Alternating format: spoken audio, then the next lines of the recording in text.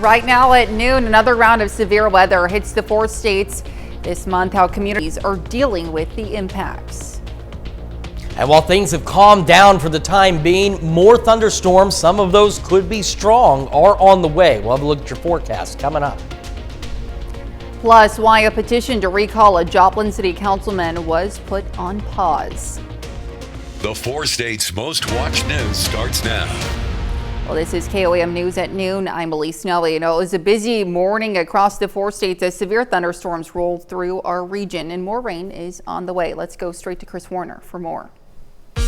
We had those severe thunderstorms and tornado warnings roll through the area. Of course, National Weather Service survey teams will be out to confirm exactly what took place. But undoubtedly, based on reports, photos, videos that we've been receiving so far this morning into the noon hour, it's very likely we saw a couple of tornadoes, which brings our count for the month of April in our immediate area up to about 7 or 8 if these are confirmed here in the next day or so. And so we've had a very active April. And the other issue we faced is the 3 tornado events we've had. So that's counting this event. We have seen QLCS tornadoes. We're not seeing those traditional supercells where we have some lead time, some warning time for potential tornadoes. They are spinning up in these storms, which reduces that lead time. So something we got to take very seriously as we continue through severe weather season. Again, much calmer right now. Pittsburgh, downtown Pittsburgh camera there looking good. Same from the MoDOT camera at 20th and Rangeline. It's looking good compared to what we saw earlier this morning. Skywatch Storm Tracker, we still have some showers out there. We've got stronger storms down here south of us near Fort Smith. These are pushing up to the northeast. Then we're going to see additional development taking place across north central Oklahoma, and all of that will eventually roll into our area and bring us the opportunity for additional strong to potentially severe storms. We still have that low tornado risk along and south of I-44, as well as that elevated hail risk and elevated wind risk out there as well. We actually take a quick look at some of the damage photos we've received already. These are from Neosho and Wentworth areas, and you can see some of the tree branches that are down, some of the different damages that we've seen across the area. Of course, we've got crews out there covering this damage, and we're going to send it over to Elise Noe with the latest on what we are seeing out there in the 4 states. Chris, thanks. And don't forget, you can be the first to know about the day's weather with the KOAM Skywatch weather app. Get those severe weather updates sent straight to your phone free of charge. It's available in the Apple App Store and the Google Play Store. Well, today's severe storms caused damage across parts of the 4 states. Here's a look at downed trees and debris in Neosho, Missouri. The city of Neosho says the area from Palm Road to Cockrell Drive is closed until further notice. Power lines are also down in North Neosho along Highway 59. Officials tell us it will be at least 12 hours before power can be restored. We'll have more on Neosho's community cleanup efforts on KOAM News at 5. And Joplain was also impacted by the storms. This is at Schifferdecker Park. Now, the city of Joplain says there are also damage to some power lines in the city as well. The city says on Facebook that Joplain Fire and Public Works crews are helping with cleanup efforts. And this morning's storms also caused flooding in Pittsburgh with multiple roads and intersections impacted. Now, it's important to be cautious when driving in flood-prone areas and to prepare to take alternate routes. Local law enforcement reminds drivers to turn around, don't drown. An effort to recall a Joplain City Councilman started earlier this month has now been put on pause. As KOAM Samantha Walker explains, the pause comes as the parties involved say they've sat down for a meeting that was, quote, largely positive and productive. Just a few weeks ago, Joplain City Councilman Ryan Jackson was at the center of a citizen recall effort following a series of controversial comments about transgender people. A petition was started to remove Jackson from his council seat, but now organizers of the recall effort say they're putting a pause on active efforts following a meeting with Jackson where he was, quote, respectful, listened to their concerns and eager to learn, and took accountability for his words on social media. Organizers say in good faith they'll be suspending all formal petition events. Councilman Jackson adds, quote, at the end of the day, we are going to have different opinions. We can just agree to disagree. That's the world we live in. Organizers of the Recall Ryan Jackson campaign say they aren't withdrawing the petition, and it will remain active as a way to hold Jackson accountable in the future if needed. Reporting in the studio, Samantha Walker, KOAM News. Well, an arraignment is set for an Oklahoma man charged in connection with the crash of an off-road vehicle that killed a 9-year-old boy. Douglas Allen Gray is charged with DUI following the fatal incident last week in Ottawa County on South 490 Road. Now, according to the Oklahoma Highway Patrol, Gray was driving the vehicle with 3 passengers. The passengers were not hurt, and the boy who was killed, an elementary school student from Commerce, is listed as a pedestrian. The arraignment is scheduled for May 30th. A couple appear before what they thought was an immigration application interview, but turns into an ICE detainment. As Fernanda Silva reports, the couple's daughter, an American citizen and Pittsburgh resident, is fearful for her mother's future. It just sucks to lose her, and I wish we could come back to this park. Karina Moran and her mom, Rosemary Alvarado, used to walk at Lakeside Park often. Now Karina fears she will never be able to do that again. It's hard. I don't know what I'm going to do without her. Rosemary is being held at an ICE facility in Chase County. She said that she's been crying herself to sleep. Karina Moran is the daughter of 2 immigrants. Her father, Nixon, is from El Salvador. In March, just a month ago, he became a U.S. citizen. Her mom, Rosemary, is from Guatemala. Rosemary has been working to get her lawful permanent resident status since April of 2021 after being undocumented for years. We keep getting told you should have done it through the right way, the legal way. That's what we were doing. It is a long process.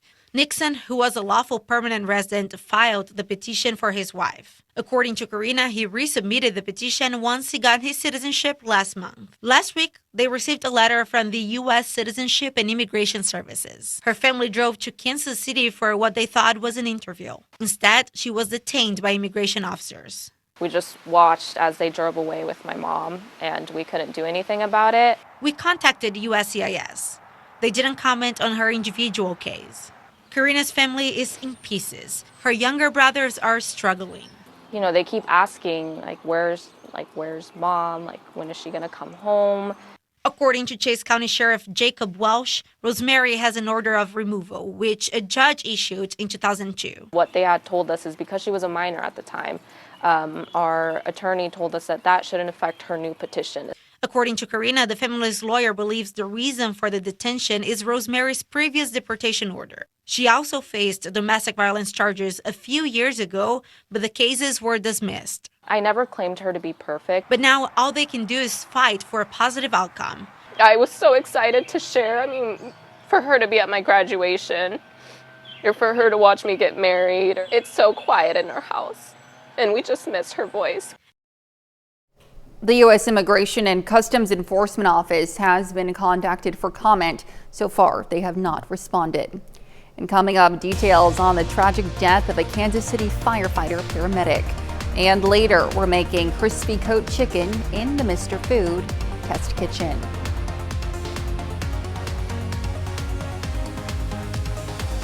First responders in Kansas City mourn the passing of one of their own.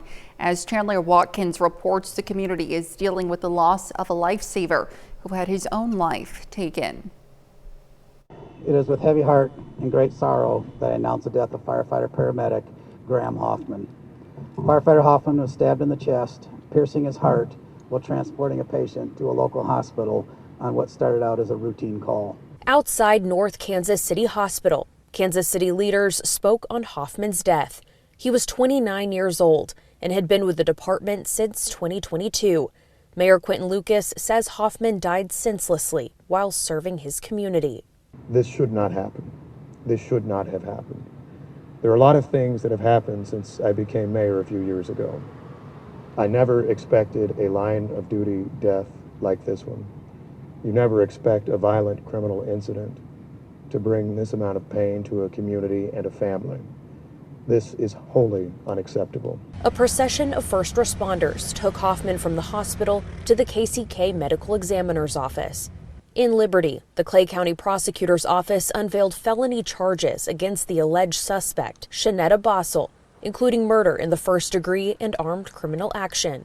Prosecutor Zach Thompson says Bossel is the same woman who bit a KCPD officer several times last week after he tried to stop her from tampering with his car. When we filed the initial charge and requested a warrant, and it was granted, the judge in that case, as in all criminal cases, reviewed the circumstances, determined the appropriate bond. In that case, bond was set at $10,000 and the defendant posted that bond. Bossel is now back in custody. Her bond has been set at $1 million. If convicted, Bossel could spend the rest of her life behind bars. Still to come on KOAM News at noon, Mr. Food. We've heard of stuffing the inside of a chicken, but stuffing on the outside of it? Once you see our trick, it'll all make sense. And although we're getting a bit of a lull in activity now, more storms and heavy rain on the way. The latest when we come back.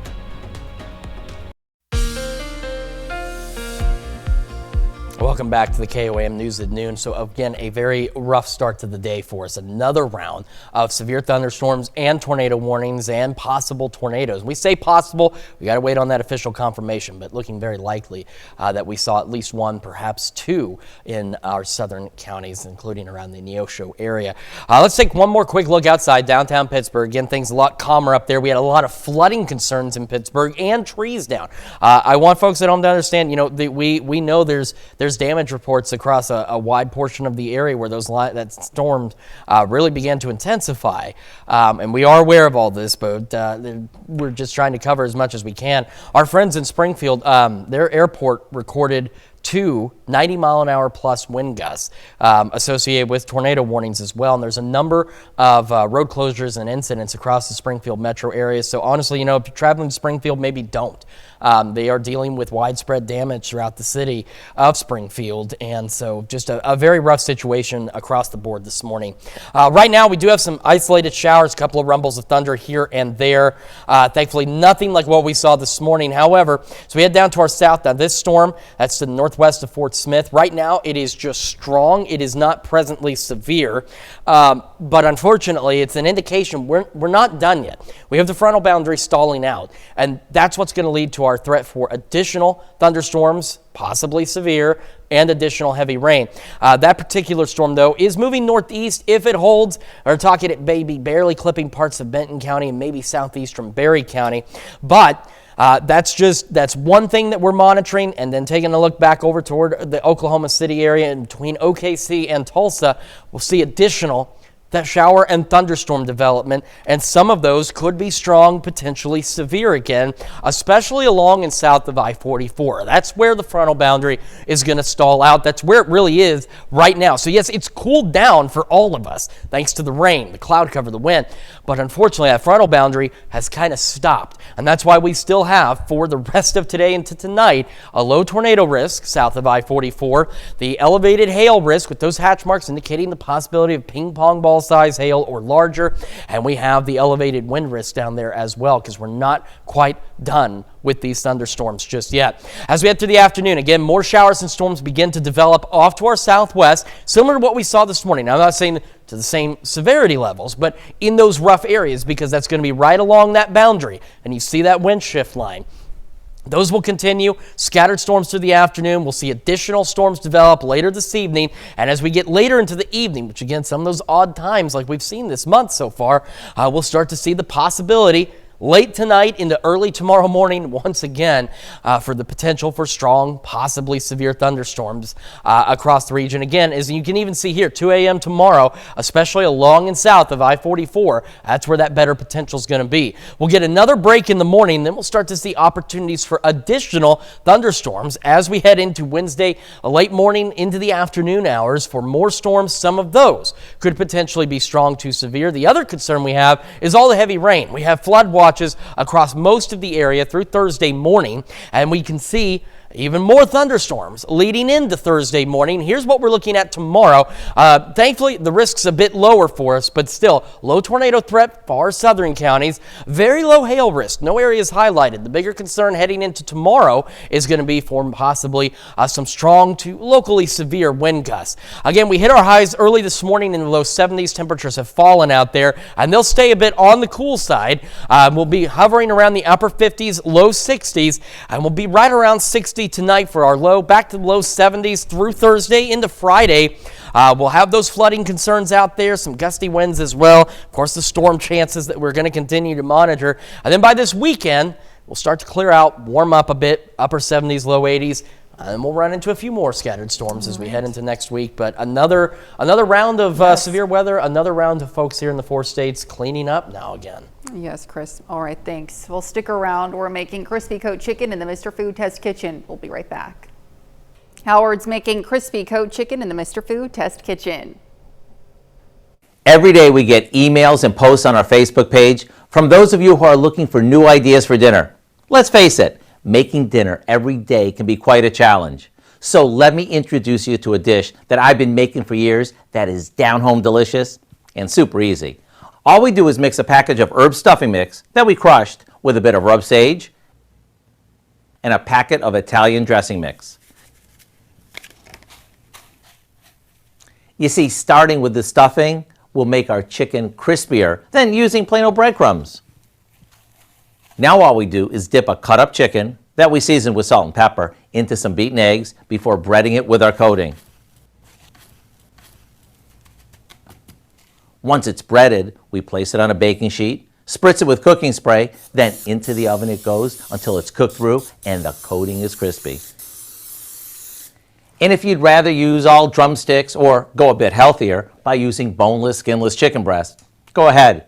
Either way, when you bite into this, first you get the crunch of the coating, followed by some of the juiciest chicken you've ever sunk your teeth into.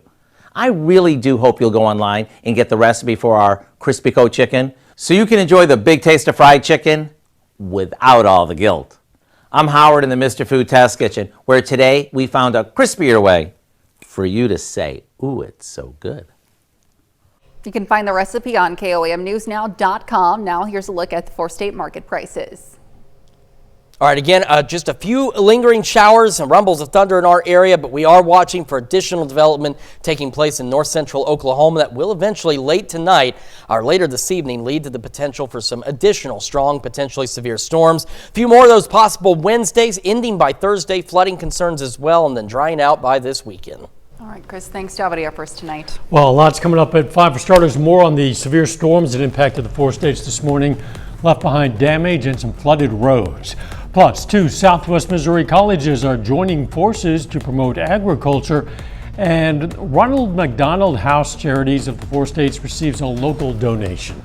Hope you'll join us for those stories, a lot more. It's coming up on KOAM News at 5. All right, Dell, thanks, and that's the news for now. Thank you for joining us on KOAM News at noon. Have a great rest of your day.